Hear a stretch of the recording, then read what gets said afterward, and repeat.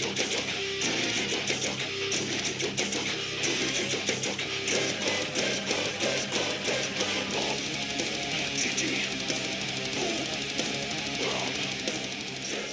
and welcome to Death Rants, a Metalocalypse podcast. Broadcasting from MordHaus, we're here to dissect animation's most brutal show. I'm Mono, and I'd Serpentine if I were you. And she's Kira, and she drinks because it's fan day. Oh yes, people. Ugh. Well, yeah, we definitely wouldn't be opening our home up to people. No, like, go ever. away. No, yeah, Why like, are you in my house? Not that there would be any fans willing to empty their bank accounts to come and visit this MordHaus. No. But yes, it's Mordland. Not MordHaus, Mordland. Mordland. Yes. Fan day. Yes. Well, I mean, I know it's not called Fan Day, but we just call this episode Fan Day. Yeah, but it's Mordland. It's basically they open up their home to the fans a la Graceland. Was that a thing Elvis did? No, but Graceland is now it is. very, Yeah. Is Neverland? I have no idea. It was I'm not the cheap gags. I'm not gonna go for cheap gags. Oh, but speaking of cheap gags, somebody that we weren't sure if they would be back is back. Oh. Mr. Kevin Gallagher is back after Death Comedy. Well, he redeemed himself. Yes, yeah, I think it's fair to say he's redeemed himself with this episode. Yes. So yeah, Kevin Gallagher and Brendan Small and Tommy Bladjo were writers, John Schnepp directing, and Antonio Canobio as the art director, as usual. And that just leaves the summary. It's heaven for fans, but hell for the band, as Mordland is open to Deathclock fans so that they can see the boys in their natural habitats. But lurking amongst them are two fans who think they can blackmail the band with threats of piracy. Their blackmail's kind of stupid. It is kind of stupid, because they're like, pay us or we sell this song. Yeah. Where they would immediately just get done in court. Yeah. Whereas if they said, we will upload it from release this song, yeah. an Onion router. Tell us where they are, or... Yeah, it was bad. I mean, it wouldn't have worked with them anyway. No, God no. Especially not with Charles in the room. Bad idea. No. But we're getting ahead of ourselves. Yeah. Because the episode opens with poor Pickles getting a rude awakening. Well, it's 12 o'clock. Well, it's still a rude awakening. Yeah, it is. I didn't say it was morning. No, that is not a fun way to wake up. I would not like that at all. There would be violence, much violence. Pickles is remarkably restrained because I would not be that happy. Pickles' exasperation the whole way through the episode was so funny. I just love the fact that he never bothers to get dressed. He's just in his underpants the whole time. Like, he just cannot be arsed. He's like, fuck you. Fairness, the only time if you ever wondered if he was like Irish Wisconsin, he would just stayed in his pants the whole time. And the ginger hair. Oh god, yeah. And the alcoholism. Yeah. The rhythm though, maybe not the Irish. No. But yeah, no. Well, from the waist down. He gets woken up and... Yeah, Pickles wakes up like everyone else!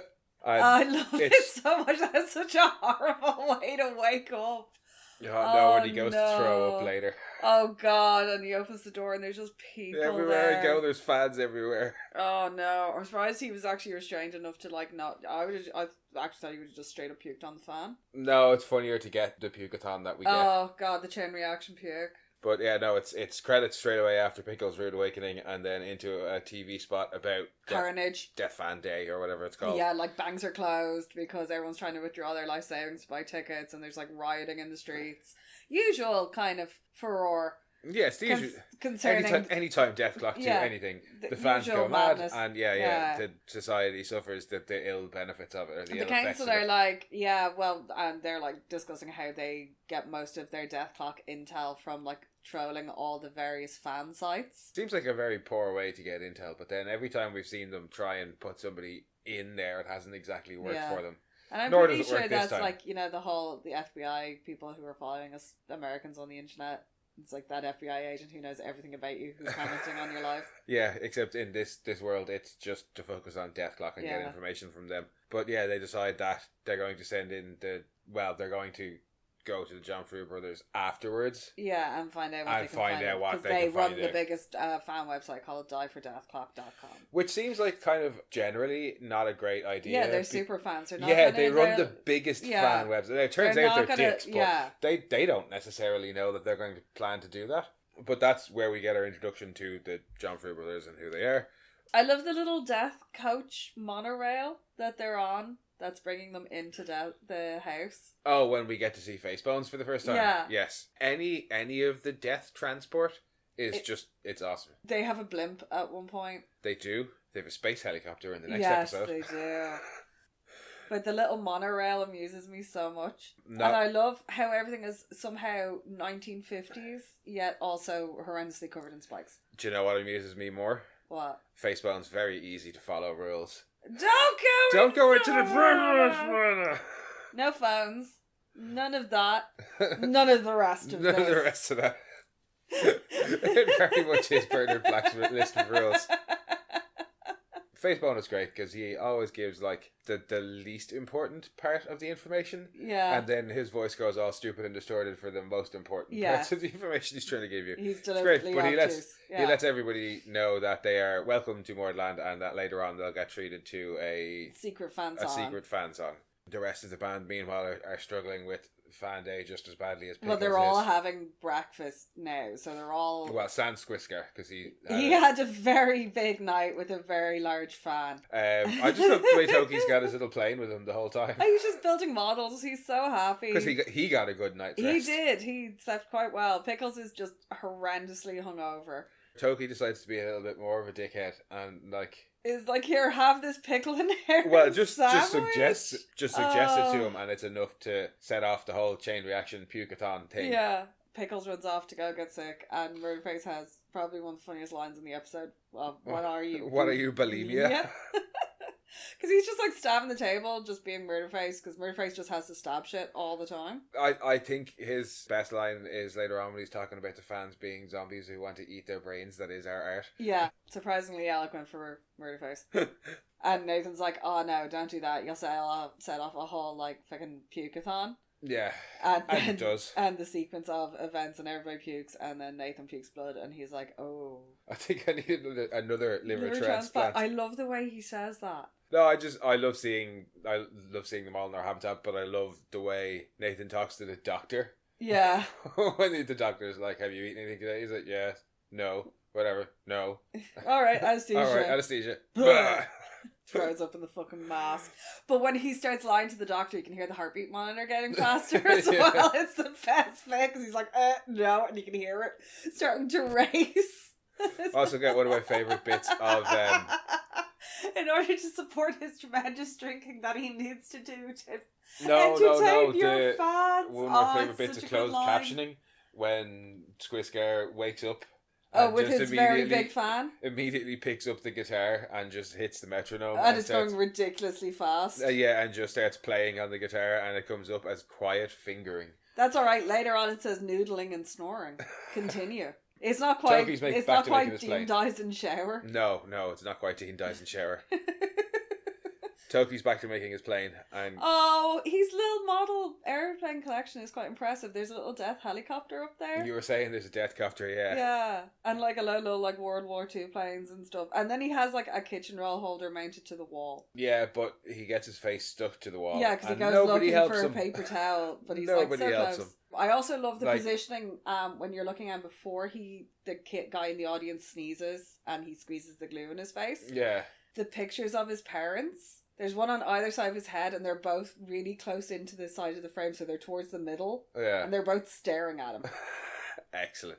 It's fantastic. It's a brilliant little gag in the background. If they're all just like doing their daily things of like Squiscar's practicing guitar, Toki's doing his models, and Nathan is getting another liver transplant. Is Pickles like normal daily activity unclogging his toilet and just wandering around in his underwear? Well, I think he was saying doodly ding dong doodly doodly to himself. I think he was getting ready, and then his toilet overflowed, and he was just like, "Fuck this shit." It's just so funny. And he's kicking water. The fact that he goes to try and attempt to clean it himself, as opposed to just getting a clocketeer or just walking away, being like, "Fuck you guys." But they all reconvene. Oh no! Before they reconvene, we get the fan song. Yes. And more of the thing that I love about Facebones, which is him just drawing everything out as well. It's cute! As he slowly spins. For ages. And then hit it! Roll it! And we get fan song. Fan song's fucking brilliant. It is, but we'll hold on to that till we actually talk about songs. As the lads are back in the boardroom with CFO now, with all CFO giving out about Fan Day and how shit it is and how they're everywhere. one of the clocketeers walks in with the John Fruit brothers and says he let them come in because one of them was in a wheelchair. And he didn't know what to do. Yeah. I love Squiscar's responsive. So what? That doesn't mean he gets free lunch for admissions to everything. And they then proceed to explain who they are. Yeah, and the aforementioned bad threat. The bad threat. And they're like, okay. And then you see them being escorted by CFO through the bowels of MordHaus down many ominous corridors and elevators. I love the music that's playing at that point. That background music that they use. Yeah, the ominous music. I love that it's background great. music. I need to get that background music. But they're going down the elevator and Charles... I love the design of all the different elevators and how the levels change as they go down. Yeah. I think it's whichever one they have the health inspector. Yeah. And you get to see all the many tiers of MordHaus. That's season 2 or 3. It's so fun. It really reminds me of Doom when they go down into the sewers and down into all the different bits. The Victorian sewers on Mars. Yeah. No, when they're going down and the John Fruit lifts brothers get smaller as well. No, just in this when they're going down and the John Fruit brothers are like, "Oh, we'll release the song. When we get the money. We'll give you the song back, not release when we get the money." And Charles is just like, "Oh, whatever." Yeah, okay, cool, you do that. And then he's like, "Where are you guys from?" And he's like, "Oh, Sandusky, Ohio. There's a water park there, isn't there? Well, there's an amusement park. Amusement park there. Yeah, we know it's a water park. And yeah, they get to the bottom of the elevator and it's a long, long alleyway and Charles tells them, your money is way down the end there. See that door? Behind that door. That's better where hurry. Your money is. Closes in 2 minutes. Yeah, way down there. It's almost closing time. By the way, I'd serpentine if I were you. Then shuts the doors and is like, it's go time. Yeah, and the brothers are like, what, serpentine? And then, is it Eric? I don't know. I think it's Eric gets his head blown off. And Edgar is the one in the wheelchair. Then Serpentine's down the alleyway. Yeah, and I was kind of pissed at the snipers. Should have done a better job than that. I assume it was on purpose. Yeah, they probably wanted kill to one of them and let the other one. Yeah, we need the one with the computer just in case. Yeah, make sure that he hasn't gotten rid of it. And then watching it and getting, yay, we get to see Jean-Pierre. Has made a very nice cup of coffee for Nathan, and the episode's It's so nice that Nathan is actually like Bon, and Nathan can barely like command English. Yeah, Bon Café Jean-Pierre. Yeah, like he's learned French for Jean-Pierre. Like that's how much he likes his coffee. I think they just like Jean-Pierre. He must be a very good chef. I do so much want an apron with his little lobster pentagram on it. Oh, yeah. I love his little lobster pentagram. I don't know what it is about it. It amuses me so much. I want it on like kitchen towels. I want it on everything. I think it's adorable. Somebody with a 3D printer.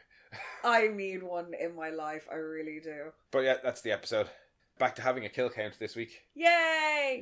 Yeah. We have 3. We have the guy who gets sniped when Facebones is saying that in the video. We have a guy getting beaten up in the video for piracy, but presumably to death. And we have Eric Jamfru getting his face shot off. Yes. So nice kill count of 3, finally. With his tongue going in that way that they love to do, which is so disgusting. But in contrast to the 3 deaths that we have no guests this week. No guests, which slightly disappointing. Yeah, so it's just because whoever's doing the voiceover on the tape thing. Which tape thing? The tape that they're all listening to. Oh yeah. It was like the other day or the other week when I was talking about whoever was doing the TV spot was doing a real like Robert Stack style delivery. On to metal trivia. So I guess I didn't know that stuff was metal. The Die for Death Clock logo, diefordeathclock.com, like the M at the end is the backwards M for Metallica. When we see everybody lined up, I think it's when Pickles has the clogged toilet. Yeah, like there's a couple of the background characters that you see repeatedly. Yeah, one of them is one of the people who was being like mind wiped in the visual when they're talking about the totally awesome Sweet Alabama Liquid Snake in the last episode. Sandusky, Ohio, got to mention, but that just makes us happy because the Deep and the boys. Facebones' first appearance of Edgar Jamfru because he does come back. Pickles' tissue box has his name on it. Yeah, which is hilarious. And it's the first kind of hint that we don't see Murderface's room. We do see it later on because it's full of really cool torture shit like Iron Maidens and stuff, and I appreciate that. No, we don't. Do we see him in... We don't see any of his daily life. Yeah, that's a good point. Like, you don't really see Nathan except for the fact that he's getting surgery. But we do see him. We do see him. We see Pickles and we see Toki and we see Murderface Swisker. there. Like, you do see Murderface's room later on. And he does have quite a nice collection. Yeah, but we don't see him doing anything there. Yeah. Oh, that's they missed a trick, actually. I'm sure they could have had him doing something horrible. Oh yeah, but then the only other bit of trivia was that it's the first kind of hint that Deathclock have extrajudicial powers, because people disappearing. Well, they're like, we'll kill you with snipers, and we'll kill you if you have piracy, and they're publicly saying that. Yeah. Now it's confirmed later on in because of their effect on the economy, they basically they're allowed to have their own police force. This isn't my real face. Yeah, for piracy. Yeah. There's a lot goes into it. You don't need to know about it. Not Metallica, but fucking Lars Ulrich in particular probably getting such a boner over that. Yeah. I wish we could do that. Motherfucker got Napster shut down. Piece of shit. Did you remember that really old Flash video? Was it off? A Homestar Runner? Or one of those? Probably. It was called Napster Bad. That was on Homestar Runner. Yeah. It's probably still on there because Homestar Runner's still up. Wow. And it's got all the old archive shit on it. Yeah, Wow. I was on it one day, absolutely pissed myself laughing. Fucking Trogdor. Yes. And I've forgotten how much I adore the cheat. And because literally Homestar Runner was one of my first introductions to like a website on the internet. That was the one who answered that questions. Wasn't like who insane. Answered, like reader questions. God, some of those were ridiculous. Anyway, that's not Death Clock trivia. No. But Trogdor. Yeah. Yes, Trogdor. Onto the song. Fan song.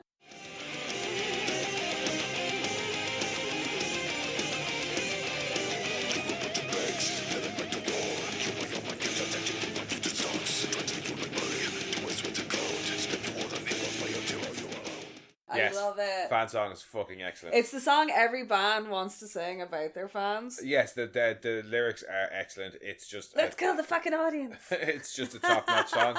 And it's a fucking great song. It's a really I'm not generally a dirgy kind of, and this can get a bit like repetitive dirgy, but there's enough bounce in it. I think this was one of the first ones when we first watched the show. Fan song was one of the first songs that I was like, yes. This is the one where you stand with your head down and just kind of nod and sway. Yeah, no, to it's excellent. Help stretch out your neck muscles before the next bout of windmilling. That's what this song is for. One of the better ones on Death Album 1 as well, I think. Yeah. It feels like a more complete song as well. That's something that we keep commenting on, is as they go on, the songs get more and more a full song, as opposed to this was written as a snippet. How about most awesome moment for you then? Oh, darn, that's awesome. That's really awesome. Oh. It's got to be Facebones' introduction. Yeah, no, Facebones is great. It's hard to tell because I do love the reveal of Squizgar's night with his big fan. Yeah. I just love that, and his reaction to it. Just waking up and just a look to the crowd and then just tapping the metronome and away he goes. And what about most brutal then?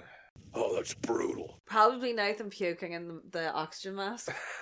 It's so nasty. No, Eric John for his face getting shot off and landing in his brother's lap is pretty brutal. That is pretty brutal, but it's also pretty hilarious because it's intercut with his tongue just going and the noise. Hey, look, it could be brutal and funny. Yeah, it can. I didn't say that. No, I think the him lying.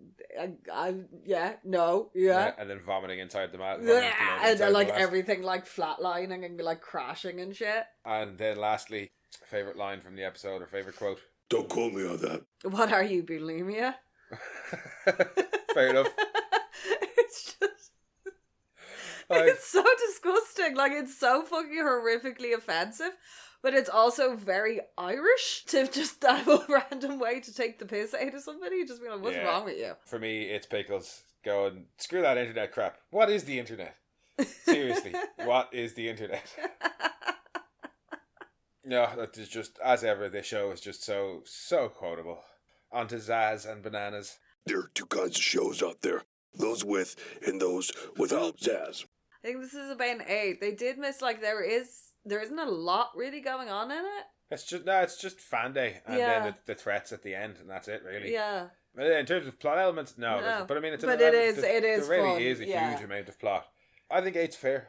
Yeah. I'd agree with you. 8 The banana song helps a lot. Yes. The fact that fan song is a really yeah, good yeah, yeah. Fan song song being an excellent song. Like if it had a poorer song, it would probably be a 7. No, and the fact that the lyrics of fan song are so fucking harsh. Yeah. Like, they're really fucking harsh, and it just, that mixed with the fact that they hate the fact that the fans are there, and they tell them in the song, and they're all going, like, yes, this is the best thing ever, and they're like, no, we hate you, you're just money to line our pockets, we would actually fucking kill you if we could. In fact, we will, because we're legally allowed to get away with it.